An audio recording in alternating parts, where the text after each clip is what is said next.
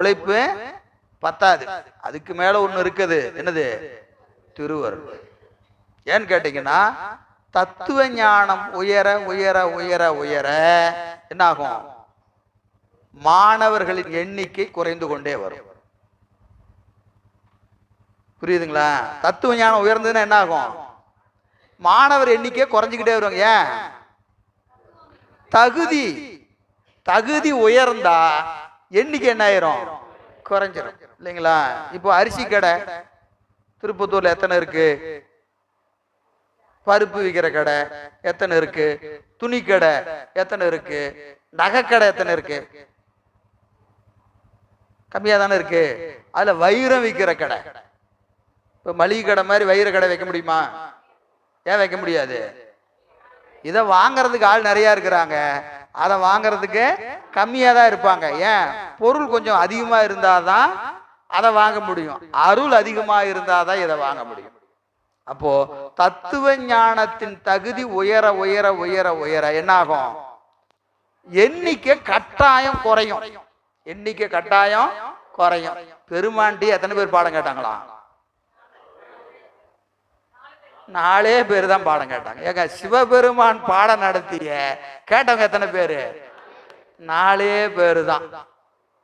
அப்ப என்ன அர்த்தம்? என்ன அர்த்தம்?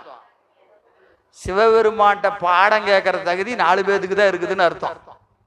சிவபெருமானுக்கு சொல்ற தகுதி இருக்குது, கேட்கற தகுதி வேணுமா இல்லையா? அப்ப பெருமான்கிட்ட நேரா பாடம் கேட்கறதுக்கு எத்தனை பேருக்கு தகுதி இருந்தது? 4 பேரு தான். அப்ப மற்றவர்களாம் தகுதி குறைய குறைய என்ன ஆகும்? கூட்டம் ஜாஸ்தி ஆகிட்டே வரும். கூட்டம் ஜாஸ்தி ஆகிட்டே வரும். இப்போ இளையராஜா இன்னிசை கச்சேரின்னு போட்டால் என்ன ஆகும்? நிறைய பேர் வருவாங்க. வேற அப்படியே ஒன்னா ஒன்னா நீங்கள் மேலே ஏற்றிட்டு போக என்ன ஆகும்?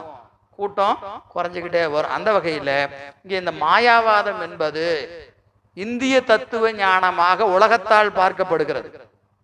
இதில் நமக்கே பல பேர்த்துக்கு மயக்கம் இருக்கு. சைவ சித்தாந்திம்பாங்க, சித்தாந்தம் படிப்பாங்க. மாயாவாதத்திற்கும் சைவ சித்தாந்தத்திற்கும் உள்ள வேறுபாடே தெரியாம இருக்கிறவங்க அதிகம். காரணம், நம்ம என்ன செய்வதில்லை? பரபக்கம் படிக்கிறது இல்லை. பரபக்கம் படிக்காததுனால நமக்கு என்ன தெரிவதில்லை? இந்த சமய கொள்கை என்ன என்று நமக்கு தெரியாததுனால என்ன செஞ்சுட்டு இருக்கிறோம்? இதுதான் நம்ம கொள்கைன்னு நினைச்சுக்கிட்டு இருக்கிறோம். நம்ம கொள்கை என்று நினைத்து கொண்டு இருக்கிறோம். இதற்காகவாவது பரபக்கம் படிக்கணும். கண்டிப்பா பரபக்கம் படிக்கணும். ஏன்னா நீங்க மற்ற நூல்களை நம்ம ஒரு ஒரு 10 மணி நேரம் 20 மணி நேரம் படிக்கிறோம்னா குறைஞ்சபட்சம் 1 மணி நேரமாவது என்ன செய்யணும்?